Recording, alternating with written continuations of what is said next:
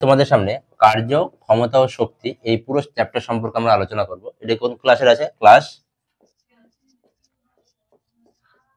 9 এর আমাদের সেকেন্ড সামেটিভে এইখান থেকে আমাদের কিছু কোশ্চেন অবশ্যই আসবে।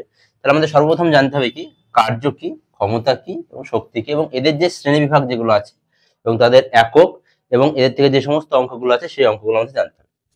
তো কার্য বলতে আমরা কি বুঝি? কোনো একটা বস্তু আছে, তাহলে প্রথম আমরা দেখবো কি কার্য। কার্য বলতে কি বোঝায়? ধরো কোনো একটা বস্তু বা কোনো একটা পদার্থ এই অবস্থানে আছে, তাহলে এটা এই অবস্থান। একে যদি আমরা বি অবস্থানে নিয়ে যেতে চাই তাহলে কি করতে হবে? কিছু পরিমাণ বল প্রয়োগ করতে হবে। তাহলে যদি কোনো বস্তুর উপর যদি বল প্রয়োগের ফলে বস্তুর প্রয়োগ বিন্দুর যদি সরণ ঘটে, এই যে এক স্থান থেকে যে অন্য স্থানে গেল, যতটা পথ অতিক্রম করলে একে আমরা কি বলবো? সরণ বলবো। তাহলে এই যে সরণকে আমরা কি দ্বারা লিখি? ডি দ্বারা লিখি। তাহলে কোনো বস্তুর ওপর যদি বল প্রয়োগ করার ফলে বলের প্রয়োগ বিন্দুর সরণ ঘটে, তখন তাকে আমরা বলি কি? কার্য বলেছি। কার্যকে আমরা কি দ্বারা লিখে থাকি? ডাব্লু দ্বারা লিখে থাকি। তাহলে ডাব্লু সমান সমান কি? বস্তুর ওপর প্রযুক্ত বল ইন্টু তার কি? সরণ। তাহলে বলকে আমরা কি দ্বারা লিখেছি? এখানে এফ দ্বারা লিখেছি। সরণকে আমরা কি দ্বারা লিখেছি? ডি দ্বারা লিখেছি। তাহলে ডাব্লু সমান সমানকে আমরা এফ ডি বলতে পারি, অথবা কোথাও কোথাও লেখা আছে ডাব্লু সমান সমান এফ এস দিয়ে আছে। এস কাকে বোঝায়? সরণকে বোঝায়। আবার যদি আমরা দেখি কোনো বস্তুর উপর যদি বল প্রয়োগ করা হয়, কোনো একটা বস্তু আছে ধরো, তার উপর যদি বল প্রয়োগ করা হয় এবং বল প্রয়োগের ফলে এবং প্রযুক্ত বল এবং সরণের অভিমুখে যদি অ্যাঙ্গেল যদি থিটা হয়, তাদের মধ্যবর্তী কোণ যদি থিটা হয়, তাহলে আমরা বলতে পারি ডাব্লু সমান সমান F into D cos theta. যদি বস্তুটির সরণের ক্ষেত্রে কোনো একটা কোণে যদি বেঁকে চলে, তখন সেটাকে আমরা বলবো কি? যে ডাব্লু সমান সমান কি? এফ ডি কস থিটা বা এফ এস কস থিটা। এইটাই হলো কি আমাদের কার্য। তাহলে এর একক কিভাবে আমরা নির্ণয় করব? কার্যের একক যখন আমরা নির্ণয় করব, আমরা কি দেখতে পেলাম?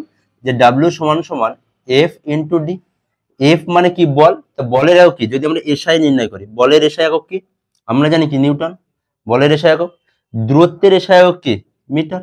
তাহলে newton into meter, newton into meter, এটা হচ্ছে কি আমাদের কার্যের এসব। একে আমরা কি বলে থাকি? নিউটন ইন্টু মিটার আমরা বলে থাকি জুল। কি বলে থাকি? জুল বলে থাকি। আর সিজিএসে যদি আমরা দেখি, সিজিএসে যদি আমরা দেখি তাহলে কি দেখতে পাবো? বলের এসআই একক কি? ডাইন। সরণের এসআই একক কি? সেন্টিমিটার। এটা হচ্ছে কি আমাদের ডাইন সেন্টিমিটার বা আর্গ। ডাইন সেন্টিমিটার বা আর্গ। তাহলে আমরা কি পেলাম? স্যার কার্য কাকে বলে? কোনো বস্তুর ওপর যদি বল প্রয়োগ করার ফলে বস্তুর প্রয়োগ বিন্দুর সরণ ঘটে, তখন তাকে আমরা কার্য বলি। কার্যের সমান সমান কি? ডাব্লিউ সমান সমান কি? এফ ইন্টু ডি, বা ডাব্লিউ সমান সমান কি? F D cos theta. তাহলে এর একক কি? এসআই পদ্ধতিতে এর একক হচ্ছে কি? জুল, এবং সিজিএস পদ্ধতিতে এর একক হচ্ছে কি? আর্গ। আচ্ছা, তাহলে এবার আমরা দেখবো কার্যের যে শ্রেণীবিভাগ। যে কার্য, এই যে দেখা কার্য হচ্ছে, তাহলে আমরা কোনগুলো কার্য হচ্ছে কোনগুলো কার্য না। বলের সাপেক্ষে কার্য, কার্যকে যদি আমরা দেখি মোটামুটি কয় ভাগ করাই? বলের সাপেক্ষে কার্য, বলের সাপেক্ষে কার্য। আচ্ছা, বলের সাপেক্ষে কার্য বলতে কি বোঝায়? কোনো বস্তুর ওপর যদি বল প্রয়োগের ফলে, কোনো বস্তুর ওপর বল প্রয়োগ করা হলো এবং বলের প্রয়োগ বিন্দু যদি বল যেই দিকে প্রয়োগ করা হয়েছে সেই দিকেই যদি হয়, তখন তাকে আমরা বলবো কি? যে বলের সাপেক্ষে কার্য। বলের সাপেক্ষে কার্য। বলের বিপক্ষে কার্য কখন বলবো? যখন কোনো বস্তুর ওপর যেই দিকে বল প্রয়োগ করা হবে, বলের বিপক্ষে, সাপেক্ষে না, এটা হবে কি? বলের বিপক্ষে কার্য। তাহলে বল যেই দিকে প্রয়োগ করা হবে, বস্তুর সরণ যদি তার বিপরীত দিকে হয়, বস্তুর সরণ যদি তার বিপরীত দিকে হয়, তাহলে সেক্ষেত্রে আমরা বলবো যে বলের বিপরীত। যেমন আমরা যদি দেখি অভিকর্ষীয় বল। অভিকর্ষীয় বল মানে কোনো বস্তুকে যদি উপর দিকে ছোড়া হয়, বস্তুটা আবার কোন দিকে ফিরে আসে? পৃথিবীর দিকে ফিরে আসে। তাহলে এই যে অভিকর্ষ, কার টানে ফিরে আসে? অভিকর্ষ টানে ফিরে আসে, একে আমরা কি বলি? অভিকর্ষ বল বলি। তাহলে অভিকর্ষ বল কি? একটা বলের বিপক্ষে কার্যের একটা উদাহরণ, যেটা অভিকর্ষ বল। কার্যহীন বল কাকে বলা হয়? যদি কোনো বস্তুকে, যদি কোনো বস্তুকে বল প্রয়োগ করার ফলে তার প্রয়োগ বিন্দুর সরণ না ঘটে, কার্যহীন বল। তাহলে যদি কোনো বস্তুর ওপর বল প্রয়োগ করা হলো কিন্তু তার প্রয়োগ বিন্দুর সরণ ঘটলো না, তখন তাকে আমরা বলবো কি? কার্যহীন বল। অথবা কোনো বস্তুর ওপর বল প্রয়োগ করা হলো এবং তার যে বল প্রয়োগ করা হয়েছে এবং সরণের অভিমুখ, এদের মধ্যে যদি কোণ যদি 90 ডিগ্রি হয় বা সমকোণ হয়, তখন তাকে আমরা বলবো কি? কার্যহীন বল। তখন তো আমরা কি বলবো? কার্যহীন বল। তাহলে আমাদের কার্যহীন বল বোঝা গেছে। বলের সাপেক্ষে কার্য কি? বল যেদিকে প্রয়োগ করবো বস্তু সরণ যদি সেই দিকে হয় তখন তাকে আমরা বলবো বলের সাপেক্ষে কার্য। বলের বিপরীত কার্য কি? বল যেই দিকে প্রয়োগ করব তার সরণ যে ঠিক তার বিপরীত দিক হয়। যেমন আমরা কি দেখবো, অভিকর্ষ বলের দিকে দেখবো যে বস্তুর কোনো বস্তু যদি উপরে ছোড়া হয় বস্তুর আবার পৃথিবীতে ফিরে আসে। তো এই যে অভিকর্ষ বলকে আমরা কি বলবো? বলের বিপক্ষে কার্য। কার্যহীন বল কাকে বলা হয়? কোনো বস্তুর উপর যদি বল প্রয়োগ হয় তার প্রয়োগ বিন্দু সরণ না ঘটে, অথবা কোনো বস্তুর সঙ্গে সরণ এবং বল প্রয়োগের অভিমুখ এদের মধ্যবর্তী কোণ যদি 90 ডিগ্রি হয় তখন তাকে আমরা বলবো কি? কার্যহীন বল। ঠিক আছে, তো এই ছিল আমাদের কার্যের মধ্যে। এবার আমরা দেখবো স্যার কি ক্ষমতা কি এবং ক্ষমতার এককগুলা কি কি আছে। চলো, এবার আমরা দেখবো কি ক্ষমতা।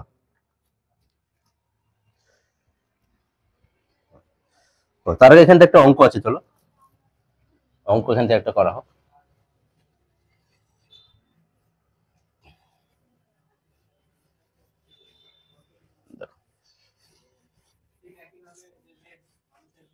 এখন থেকে এখান থেকে একটা অঙ্ক কি বলেছে দেখো।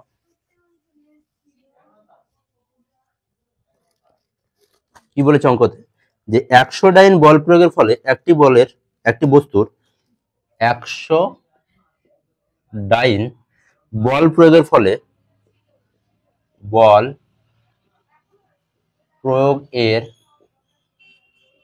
ফলে একটি বস্তুর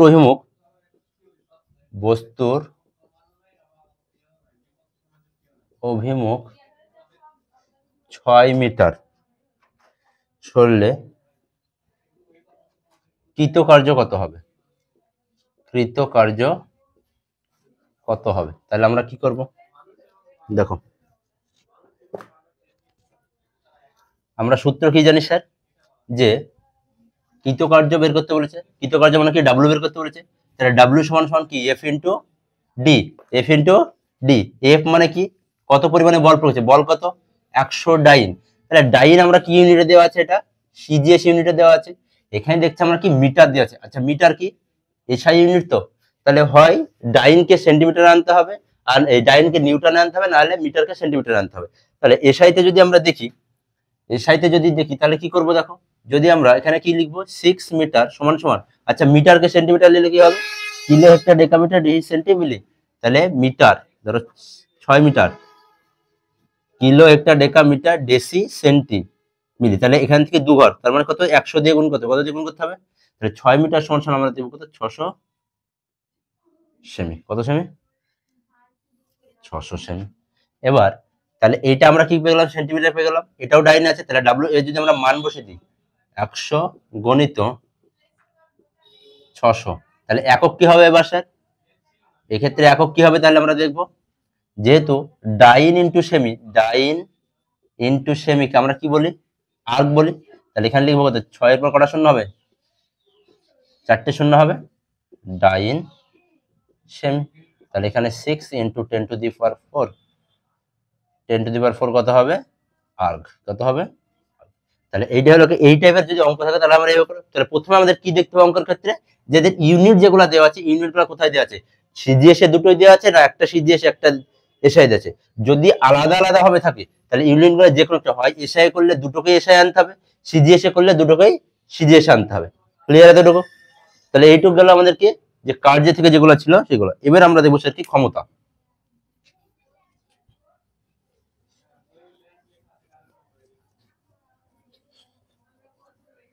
দেখো,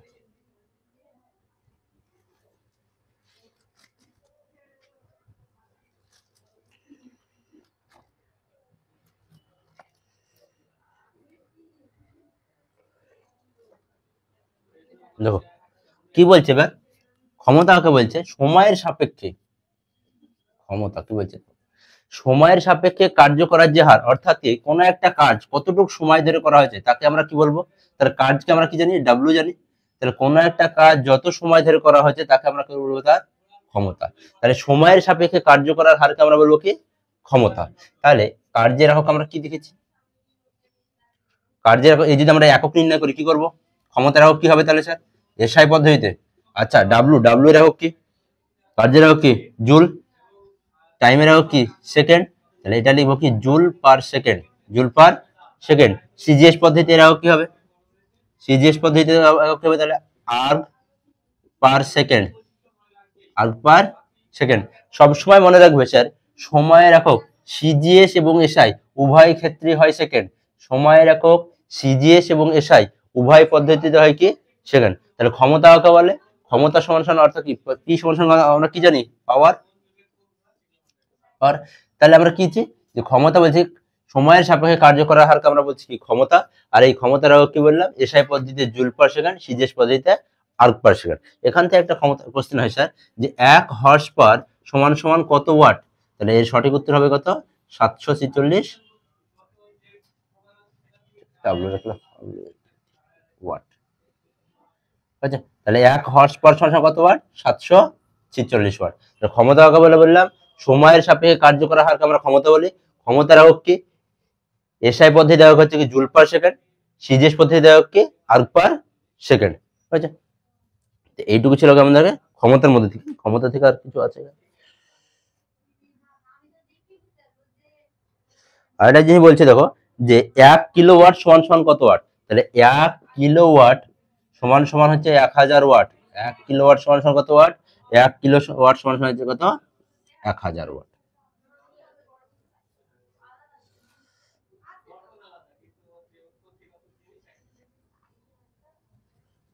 এবার আমরা দেখবো স্যার শক্তি সম্পর্কে দেখবো। শক্তিতে কি বলেছে?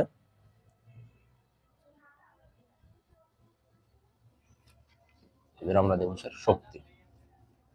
শক্তি বলছে কোনো গতিশীল বস্তুর কার্য করার হারকে আমরা কি বলবো? তার শক্তি বলবো। শক্তি বলছে কি কোনো গতিশীল বলের কার্য করার সামর্থ্য ছিল, এই সামর্থ্যকে আমরা কি বলবো? শক্তি বলবো। তাহলে এর আমরা কি দেখবো? শক্তি। তাহলে কোনো একটা গতিশীল বস্তুকে তার উপর কি হচ্ছে? বল প্রয়োগ করা হচ্ছে। বল প্রয়োগ করার ফলে কি বস্তু এক স্থান থেকে অন্য স্থানে যায়? এই যে বল প্রয়োগের এই যে মাঝের যে রাস্তাটা, সেটাকে আমরা বলছি কি তার শক্তি। আমাদের কি বিভিন্ন ধরনের শক্তি আছে, শক্তিগুলো শক্তির একক কি আছে? সিজিএস এবং শক্তির কি এবং কার্য মোটামুটি একই রকম। তাই শক্তি এবং কার্য উভয়ের একক কি সেম। তাই শক্তির এসআই একক কি হবে? জুল, এবং সিজিএস একক কি হবে? আর্গ। তাহলে শক্তির এসআই একক কি বললাম? জুল, এবং সিজিএস একক কি বললাম স্যার? আর্গ। শক্তির প্রকারভেদ গুলো আছে। শক্তিকে মোটামুটি আমরা 8 ভাগে ভাগ করে থাকি, যেমন কি যান্ত্রিক শক্তি, তাপ শক্তি, আলোক শক্তি, রাসায়নিক শক্তি। তবে সমস্তগুলো নয়, আমাদের এই চ্যাপ্টার আছে শুধুমাত্র যান্ত্রিক শক্তি। কি আছে স্যার? যান্ত্রিক শক্তি। তাহলে আমরা যান্ত্রিক শক্তি পড়ব। যান্ত্রিক শক্তি বলতে কি বোঝায়? যা কোনো কিছু কাজের মাধ্যমে যে শক্তি উৎপন্ন হয়, যাকে কি কোনো কিছু কাজের মাধ্যমে।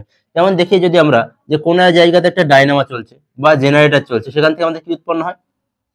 জেনারেটর থেকে আমরা কি উৎপন্ন করতে পারি? তড়িৎ উৎপন্ন করি। তাহলে এখানে কার্য হচ্ছে এই ধরনের কার্যকে আমরা বলি যান্ত্রিক শক্তির মধ্যে ফেলি। এই যান্ত্রিক শক্তিকে প্রধানত দুই ভাগ করা হয়। এক হচ্ছে কি স্থিতি শক্তি, দুই হচ্ছে কি গতি শক্তি। তো এই যে স্থিতি শক্তি আছে, স্থিতি শক্তি বলতে বোঝায় কি বস্তু mgh, এবং গতি শক্তিকে বলি আমরা কি হাফ এম স্কয়ার। এই স্থিতি শক্তি বস্তুর মধ্যে সবসময় কি অন্তর্ভুক্ত থাকে। এর এম বলতে কি বোঝায়? এম সমান কি হয়? বস্তুর ভর। জি হচ্ছে কি অভিকর্ষ ত্বরণের মান, অর্থাৎ 9.8 মিটার পার সেকেন্ড। এইচ হচ্ছে কি যে উচ্চতায় বস্তুটি রাখা হয়েছে বা হাইটকে বোঝানো হয়। হাফ এম স্কয়ার গতিশক্তি বলতে কি বোঝায়? দেখো, হাফ ইন্টু এম হচ্ছে কি বস্তুর ভর, ভি স্কয়ার হচ্ছে কি বস্তুর বেগের পরিবর্তনের হার। বস্তুর বেগের পরিবর্তনের হারকে আমরা বলি কি ভি স্কয়ার দ্বারা লিখি, বা গতিবেগ বলতে বোঝায় কি ভি কে। গতিবেগ বলতে আমরা কাকে বোঝাই? ভি কে বলতে বোঝায়। তাহলে আমরা যান্ত্রিক শক্তি কয় ভাগ করলাম? যে দুই ভাগে, একটা কি স্থিতি শক্তি আর একটা কি গতি শক্তি। স্থিতি শক্তিকে আমরা কি লিখি? mgh, এবং গতি শক্তিকে আমরা লিখি কি হাফ এম ভি স্কয়ার। তাহলে হাফ সমান হাফ ইন্টু এম মানে কি বস্তুর ভর, ভি মানে কি বস্তুর গতিবেগ।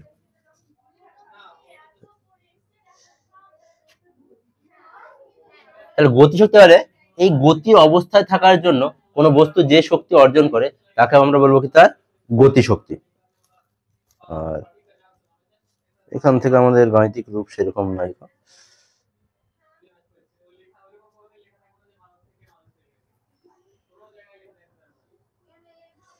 এরপরে আমাদের আর একটা জিনিস পড়তে হবে এখানে, যে অবাধে পতনশীল বস্তুর ক্ষেত্রে যান্ত্রিক শক্তির সংরক্ষণ নীতি।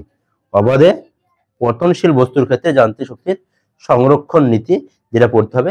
এই ক্ষেত্রে আমরা দেখব কোনো বস্তুর ক্ষেত্রে যে পরিমাণ শক্তি আছে তার দুইটি শক্তি, অর্থাৎ কি এই যে স্থিতি শক্তি এবং গতি শক্তি, এর কি হয় যে সমষ্টিকায় একটা ধ্রুবক আসে, তাই আমরা বলবো কি যে গতিশক্তি এবং স্থিতিশক্তি অবাধে পতনশীল বস্তু। অবাধে পতনশীল বস্তুকে কোনো বস্তু বাধা পাচ্ছে না, কোনো বস্তু কি হচ্ছে বাধা পাচ্ছে না, উপর থেকে ফেলে দেওয়া হয়েছে।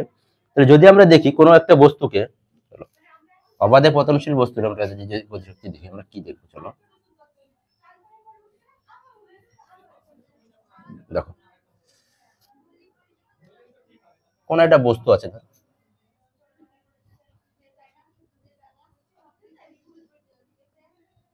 তাহলে এটা হচ্ছে ধরো ভূমি, এটা হচ্ছে কি তার ভূপৃষ্ঠ। তাহলে এটা হচ্ছে ধরো h1 উচ্চতা, এত দূর ধরো h1 উচ্চতা, এখান থেকে হচ্ছে ধরো h মাইনাস h1। তাহলে এ অবস্থান, বি অবস্থান আর সি অবস্থান। v1 ভেলোসিটি নিয়ে পড়ছে এখানে, সে ভি স্থির শক্তি। তাহলে এই ক্ষেত্রে কি হবে, এ বিন্দুতে বস্তুর শক্তি, তাহলে এ বিন্দুতে যদি বস্তুর আমরা গতি শক্তি দেখি, তাহলে এ বিন্দুতে বস্তু কি ছিল, স্থির অবস্থায় ছিল। এ বিন্দুতে বস্তু কি ছিল, স্থির অবস্থায় ছিল। তাহলে এই ক্ষেত্রে আমরা গতি শক্তি কত দেখবো, জিরো। এক্ষেত্রে গতি শক্তি কত দেখবো আমরা, জিরো। অর্থাৎ যখন কোনো বস্তু স্থির অবস্থায় থাকে তখন তার ভি এর মান কত হয়, শূন্য হয়। তাহলে বস্তুর গতি শক্তি কত হবে, শূন্য। এবং স্থিতি শক্তি সবসময় থাকে। তাহলে এটা হলো কি তার এ বিন্দুতে গতি শক্তি। আর স্থিতি শক্তি কত হবে, তাহলে যেহেতু বললাম কি স্থিতি শক্তি বস্তুর মধ্যে, স্থিতি শক্তি বস্তুর মধ্যে অন্তর্নিহিত, তাহলে mgh। এ বিন্দুতে তাহলে মোট যান্ত্রিক শক্তি হবে, যান্ত্রিক শক্তি কি স্থিতি শক্তি এবং গতি শক্তির সমষ্টি। তাহলে যান্ত্রিক শক্তি কত হবে এ বিন্দুতে, তাহলে এ বিন্দুতে এটা, তাহলে যান্ত্রিক শক্তি কত হবে, 0 প্লাস mgh, 0 প্লাস mgh। ঠিক একইভাবে আমরা যদি বি বিন্দুতে দেখি, তাহলে বি বিন্দুতে গতি কি দেখো, v1 গতিবেগে পড়ছে। তাহলে বি বিন্দুতে গতি শক্তি কত হবে, হাফ এম v1 এর স্কয়ার। এক্ষেত্রে আমাদের স্থিতি শক্তি কত হবে, আমাদের দেখো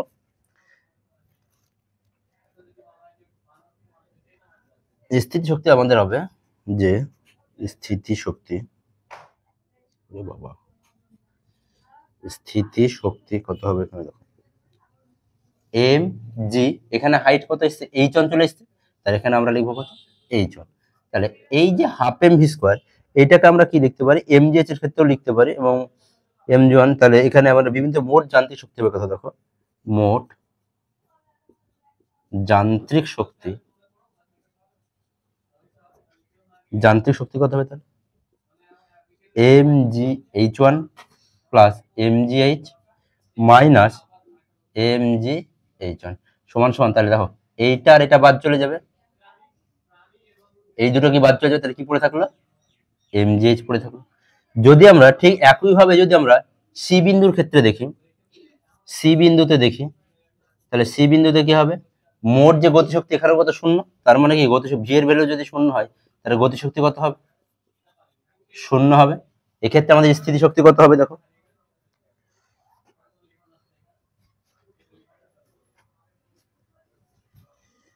স্থিতি শক্তি, এটা স্থিতি শক্তি হবে, এটা সরি। তবে সি বিন্দুতে বস্তুর স্থিতি শক্তি, সি বিন্দুতে বস্তুর স্থিতি শক্তি, যেহেতু এখানে এইচ এর মান থাকছে, এইচ এর মান 0 হয়েছে, তাই স্থিতি শক্তি কত হবে, 0। এবং গতি শক্তি কত হবে, গতি শক্তি হাফ এম ভি স্কোয়ার। তাহলে half into M two H উচ্চতা। তাহলে এর মান লিখবো কত আমরা, এম জি এইচ। তাহলে এই ক্ষেত্রে আমরা দেখছি বস্তুর কত হবে, মোট যান্ত্রিক শক্তি, মোট যান্ত্রিক শক্তি 0 প্লাস এম জি এইচ সমান সমান কত, এম জি এইচ। তাহলে তিন ক্ষেত্রে আমরা দেখলাম বস্তুর মধ্যে শক্তি কত, M G H, M G H এবং এম জি এইচ।